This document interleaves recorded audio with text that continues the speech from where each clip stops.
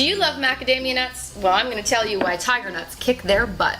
They're nearly half the calories, a third the fat, 4 times the protein, more than 3 times the fiber, nearly 2 times the iron, 3 times the zinc, almost 2 times the potassium, 13 times the folate, and 20 times the vitamin E. Not only that, they're not actually nuts at all. They're little tubers that grow under the ground. So these are great for kids, adults, the elderly, even athletes, people with celiac problems and diabetes. They're vegetarian, non-GMO, cholesterol-free, great for weight loss with resistant starch. They're paleo-friendly, Whole30, raw food. They're antibacterial and prebiotic. Plus, they're delicious. So if you're looking for healthy snack options, check out Tiger Nuts USA for these and all of their wonderful products.